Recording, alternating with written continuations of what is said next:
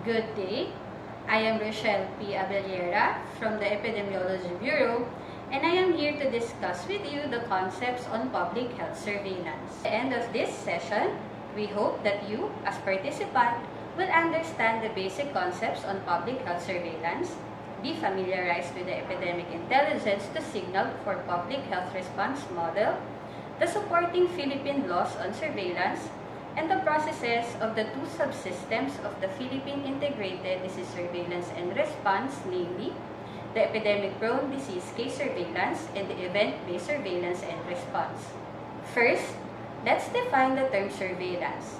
It comes from the French words "jeu" and "veiller", which means over and to watch, or to simply put, to watch over.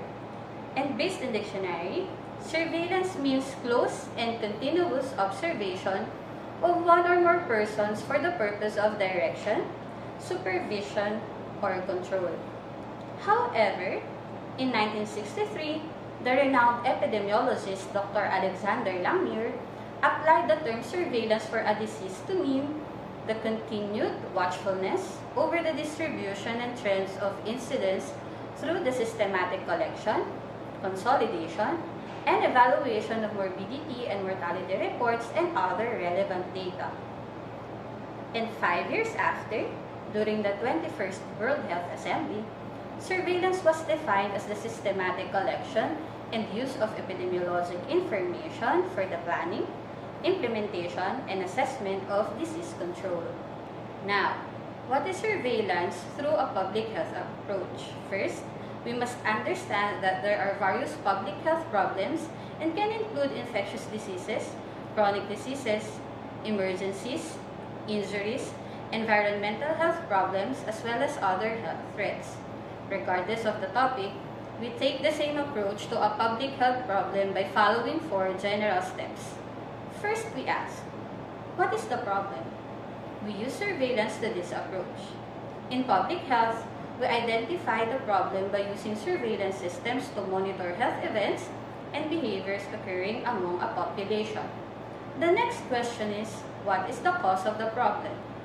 For example, are there factors that make certain population more susceptible to disease, such as something in the environment or certain behaviors that people are practicing? Third, we ask, what intervention works to address the problem? We look at what has worked in the past in addressing this same problem and if a proposed intervention makes sense with our affected population. In the last step, we like to know how can we implement the intervention given the resources we have and what we know about the affected population. Will this work? Therefore, we can conclude that the essence of public health surveillance is the use of data to monitor health problems to facilitate their prevention or control. Or to simplify, this describes the general application of surveillance to public health problems. Some uses of the public health surveillance includes describing the burden of disease or potential for disease, monitoring trends and patterns in disease, risk factors and agents, detection of sudden changes in disease occurrence and distribution, providing data for program, policies and priorities, as well as evaluating prevention and control efforts. So this figure being shown is the Epidemic Intelligence Framework to signal for public health response. This framework shows the 2 types of public health surveillance, the indicator and the event-based surveillance. Let's focus first on the indicator-based surveillance or IBS. This is also known as case-based surveillance. The process is more traditional, systematic, routinely or regularly conducted, but mainly passive in terms of receiving reports nationally. And reports always come from the same sources. Data collected under indicator-based are organized, limited or predetermined, formal because they have standard format of variables and data being reported.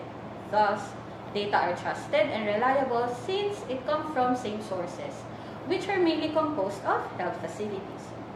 Data on IBS may include those reported from epidemiological surveillance, mandatory notification, sentinel surveillance, syndromic surveillance, registers, mortality data, laboratory data, or surveys and research.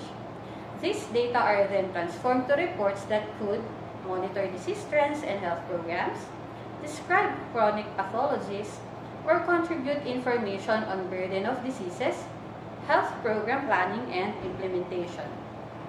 The most common indicator-based surveillance, or IBS, in the Philippine setting is the Epidemic Prone Disease Case Surveillance, formerly referred to as the Philippine Integrated Disease Surveillance and Response, or PIDSR. On the other hand, we have Event-Based Surveillance, or EBS, which we call the Event-Based Surveillance and Response, or ESR, in the Philippines. This system looks at reports, rumors, stories, and other information about health events that could be a serious risk to public health. The process may be formalized, flexible, active, on an ad hoc basis, but this targets real-time reporting. Such information gathered through ESR may be described as not organized or unstructured. Given the nature of health events, data being reported are not predefined. Multiple cases can be included in one health event report. Reporting at the national level can be through both formal and informal channels. Given this, data reliability cannot be established. The purpose of ESR is to detect unusual events that might signal an acute public health threat that may require immediate actions based on risk assessment conducted. Information obtained through EBS can come from media, community, internet, and social networks, informal networks, official websites, non-government organizations, private sectors, and of course, our partners in animal health and environmental diseases. The EBS complements the existing indicator-based surveillance.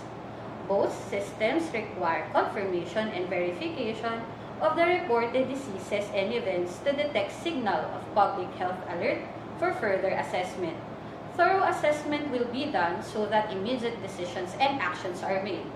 Such assessment may trigger the International Health Regulations Notification or outbreak investigation by the Field Epidemiology Training Program Fellows. You might be wondering, what are the supporting Philippine laws on surveillance? Let's quickly run through the Universal Healthcare Act, or the Republic Act number 11223. This particular law aims to contract province-wide and citywide health systems for the delivery of population-based health services. The minimum components of province-wide and citywide health systems are: 1. Primary care provider network with accessible patient records. Number 2. Health promotion programs and campaigns. 3. Public health emergencies and disasters preparedness and response. And 4. Epidemiologic surveillance systems. As further emphasized in Section 17, one of the components is to have accurate, sensitive, and timely epidemiologic surveillance systems. Moreover, the case-based surveillance and event-based surveillance under the Philippine Integrated Disease Surveillance and Response are included in the official list of institutionalized systems under Rule 5 of the 2020 Revised Implementing Rules and Regulations of the Republic Act number 11332, or the Mandatory Reporting of Notifiable Diseases and Health Events of Public Health Concern Act. Under the same law, the personnel authorized to process personal data and information are identified. These are: 1.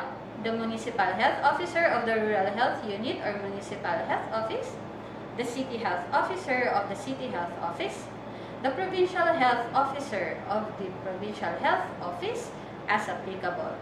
Number 2, the Regional Epidemiology and Surveillance Unit Head of Centers for Health Development or the regional offices of the DOH. And 3, the Public Health Surveillance Division of the DOH Epidemiology Bureau. So now, what is PIDSR? The Philippine Integrated Disease Surveillance and Response of the Epidemiology Bureau is an integrated approach to strengthen the epidemiologic surveillance and response system of the country. It was established in 2007, but the revised guidelines for its implementation was issued in December 2021 through the DOH Administrative Order Number 2021-0057. Its salient feature is the inclusion of both epidemic-prone disease case surveillance or EDCS and event-based surveillance and response or ESR under the umbrella of PIDSR. The EDCS focuses on capturing cases of epidemic-prone diseases from sentinel and non-sentinel sites, while the ESR focuses on rapid capture of any event of acute threat. To discuss in detail the EDCS, let's familiarize ourselves on the 19 diseases currently reportable under EDCS. We grouped these 19 diseases or syndromes into 4. 1. The vaccine-preventable diseases. Number 2. Food and waterborne diseases. 3. The zoonotic or vector-borne diseases. And 4. The other diseases or syndromes. Under VPD, we have acute flaccid paralysis, diphtheria, measles rubella, neonatal tetanus, non-neonatal tetanus, and pertussis. Under FWBD, there are acute bloody diarrhea, acute viral hepatitis, cholera, rotavirus, and typhoid fever. For zoonotic or vector-borne diseases, there are chikungunya, dengue, leptospirosis, and rabies. The group of other diseases: acute meningitis encephalitis syndrome, influenza-like illness, meningococcemia, and severe acute respiratory infection. These diseases, while currently reportable to EDCS, may expand to include other diseases or may shrink by delisting one, depending on the process of listing and delisting of notifiable diseases. That process will not be part of our discussion because we need to focus more on how these diseases are being detected and reported. Moving on, here are the list of the core processes under EDCS. This will be discussed one by one. For the case detection, it is important to have a standard case definition or set of criteria to determine if a person has a particular disease, syndrome, or condition. Using the standard case definition throughout the entire surveillance system allows data from all reporting units to be compared consistently. However, these definitions were designed for surveillance purposes only and are not sufficient for establishing a medical diagnosis and should not be relied upon to initiate therapy. As soon as a case meets the case definition, investigation should be done using the case investigation form or case report form, whichever is applicable. The reported cases may be further classified as suspect case or those with indicative clinical presentation, probable case or those with a clearer clinical signs and symptoms or history. Sometimes these are epidemiologically linked to a confirmed case, and a confirmed case is usually verified through a gold standard laboratory testing. These cases are detected in the different disease reporting units such as barangay health stations, rural health units, private clinics, seaports and airports, municipal or city health offices, and hospital. As previously mentioned, once a case fits the standard case definition, we now have to register them or record the information of the cases identified using an authorized form. We must remember that important initial case information should be completed. Two of the authorized forms are the Case Investigation Form or CIF and the Case Report Form or CRF. There are diseases which require a thorough investigation of cases, thus, CIF will be used. This means that more details will be collected for each case. One CIF will provide data for only one case. On the other hand, there are some diseases which only require a CRF. Case information required in the CRF are less than what is required in the CIF. Each CRF may provide data to a set of cases detected by the disease reporting units. We can liken the CRF into a line list of cases. Once we are done with registration, we now have to report the cases. Reporting is the process of delineating cases through different medium of communication to the next higher level. Copies of the CIF or CRF should be attached upon submission of report. If case data are electronically encoded, this electronic data must be submitted. After consolidation of data from disease reporting units or DRUs, the provincial or city epidemiology and surveillance unit levels routinely submit the data file to the next higher level every week. But what should you report if no case had been detected and registered? A zero reporting must be made by DRUs and must be submitted weekly. This is to officially inform the next higher level that there are indeed no case detected. Submission of zero reports signifies functional surveillance despite non-detection of any case. Moving on the fourth process, we have laboratory testing confirmation. This is important in classifying or confirming suspect or probable cases detected. Thus, accurate and adequate specimens must be collected. Specimen collection kits for priority diseases such as acute flaccid paralysis and measles must be available at all levels.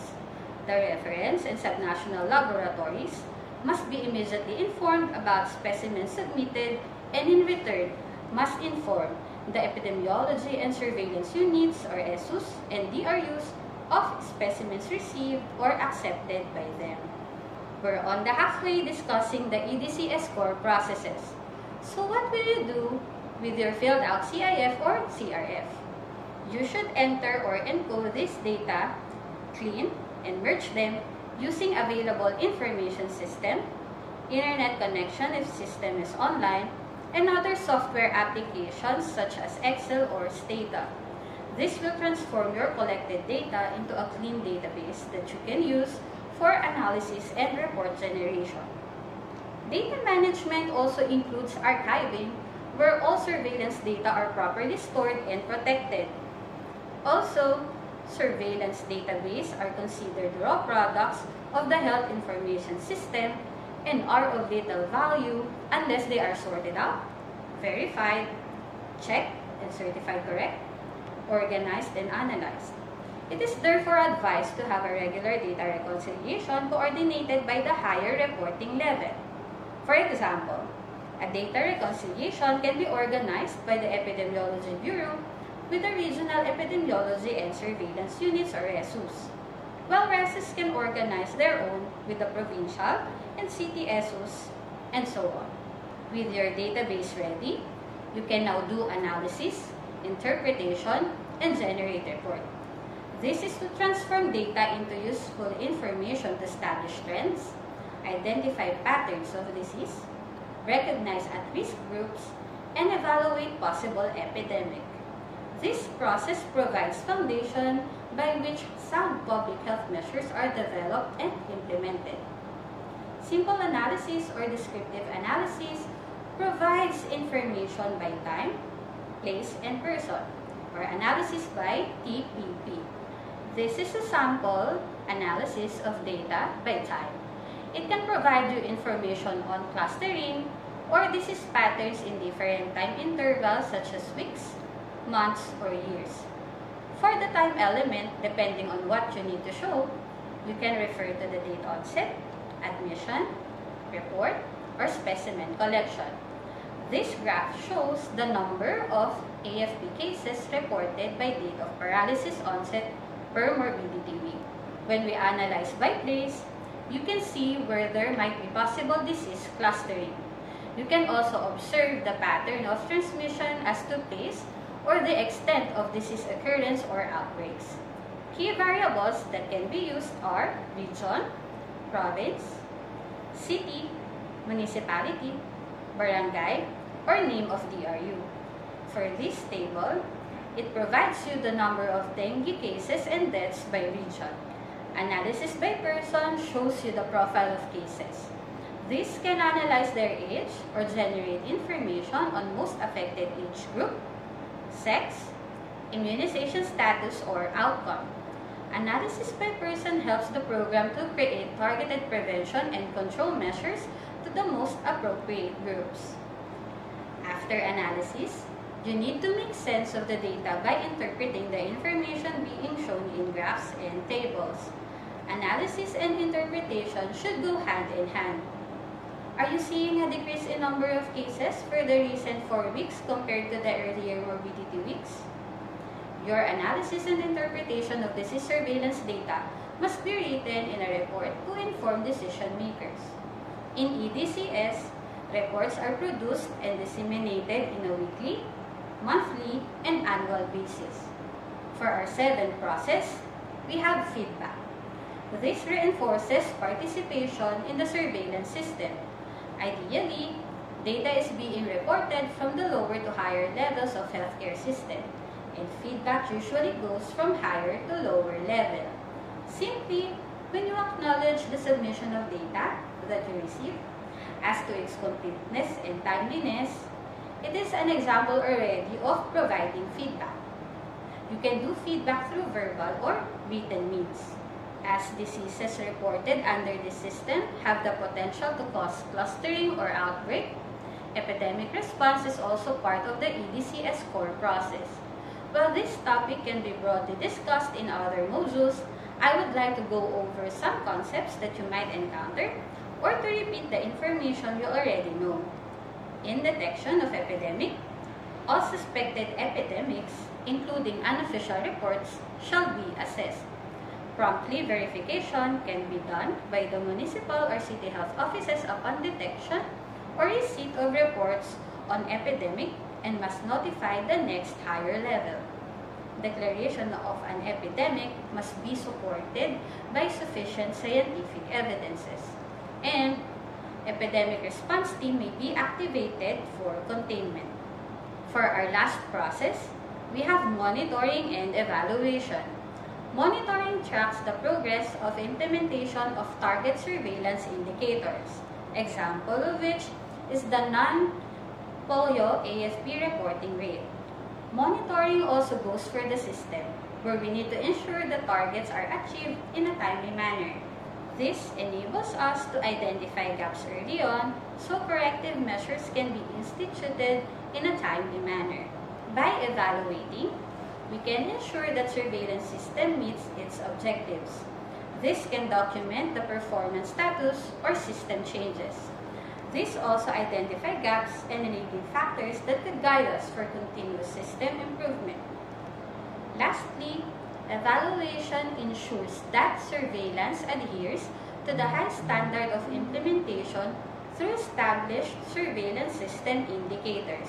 To recall, this is the last process under EDCS. We started with detection using standard case definitions, followed by registration in authorized forms like CIF and CRF, reporting to the next higher level, collecting specimens for laboratory testing confirmation, performing data management, analyzing, interpreting, and generating reports, providing feedback either through verbal or written means, epidemic response, and this monitoring and evaluation or M&E.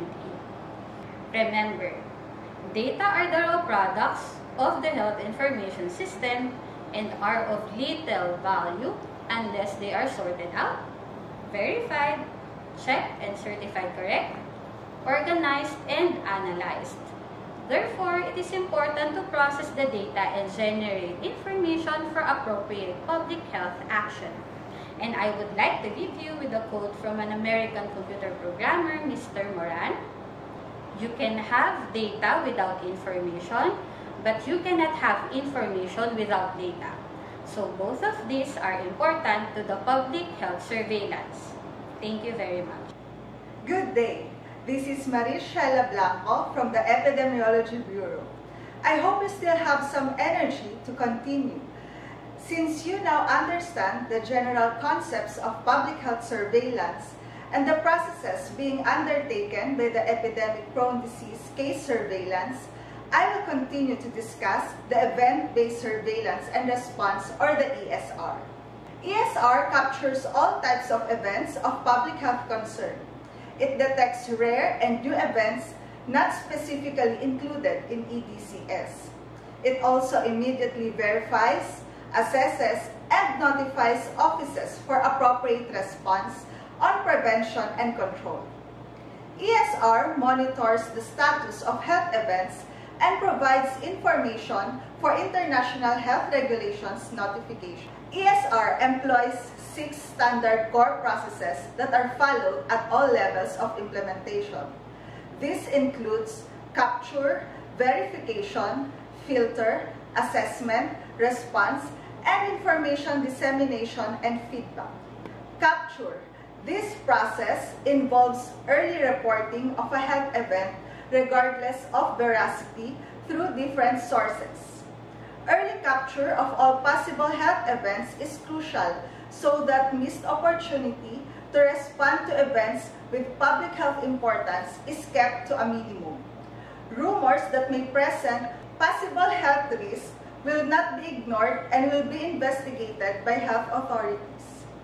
Sources of reports of health events usually emanate from 3 broad categories, namely the media, facility-based reports, and general public. Media, through print, television, and radio, reports all kinds of health events such as increasing number of cases of infectious diseases, high number of deaths, animal deaths, high number of hospitalized cases, or extraordinary public health event which may have potential for international spread or cases or deaths with unknown cause. Health events in the local government units like re-emerging infectious diseases, unusual deaths, undefined cases and deaths, and changes in patterns of diseases were reported to ESR.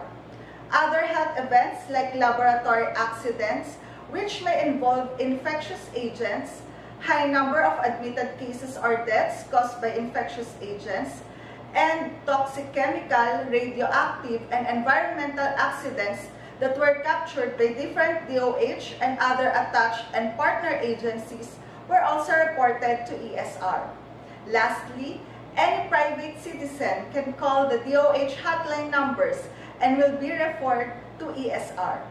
They may report any health event they assume to be of potential health risk to the community.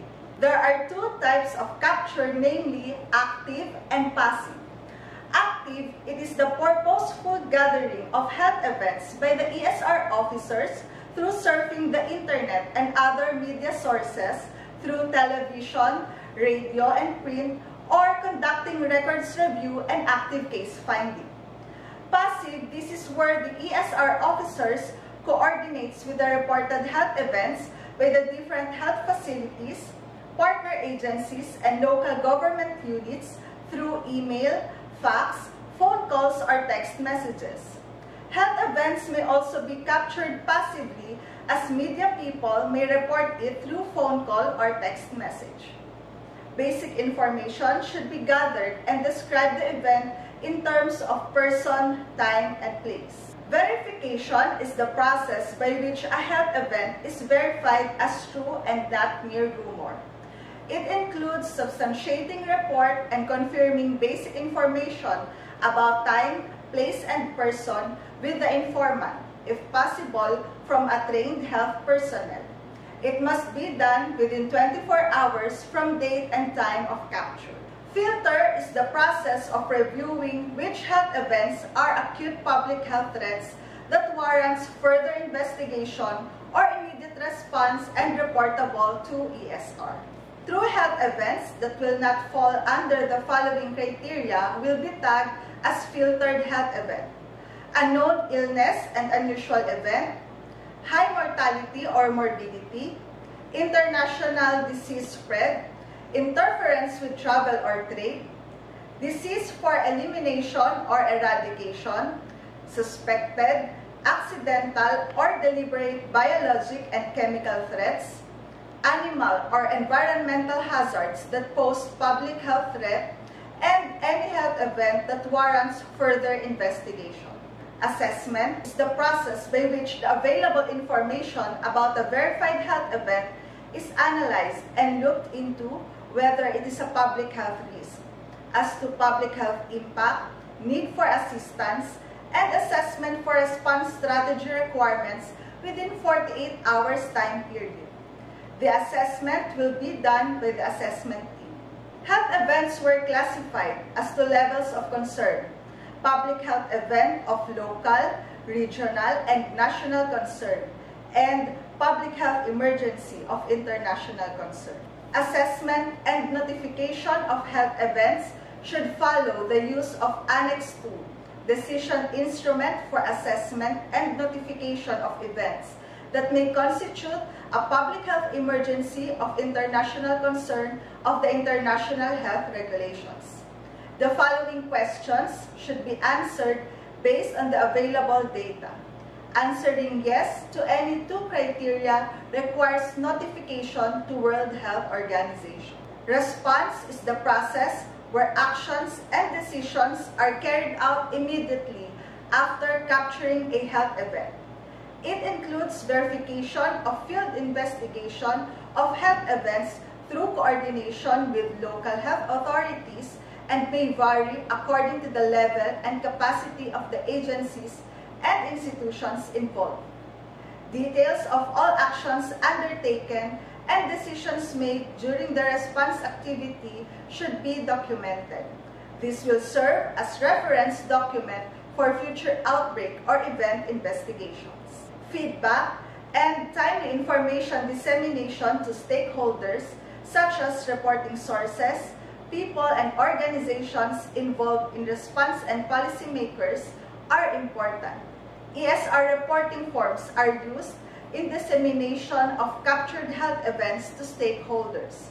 A written report is preferred as it documents all actions and decisions made on the health event. However, for immediate notification, SMS and phone calls may be used. Feedback is the process where the ESR unit makes a summary of the health events to reporting sources. It encourages the sources to continue reporting health events and for concerned agencies to effectively participate in the course of actions. The following are the reports provided by the ESR unit and disseminated to stakeholders. The daily reports. These are verified health events that are sent daily using ESR verification and follow-up forms to stakeholders. Weekly feedback report. This covers all captured health events from Saturday to Friday of the reporting week. Weekly feedback reports are sent within succeeding week to the respective reporting units. Accomplishment reports. This report is a summary of all health events captured in a month, quarter, or annual basis. These are sent within the succeeding month to next stakeholders. We are done with the overview and the processes being undertaken by the event-based surveillance and response. With this, I am ending this lecture with the ESR tagline, Early Capture, Fast Response.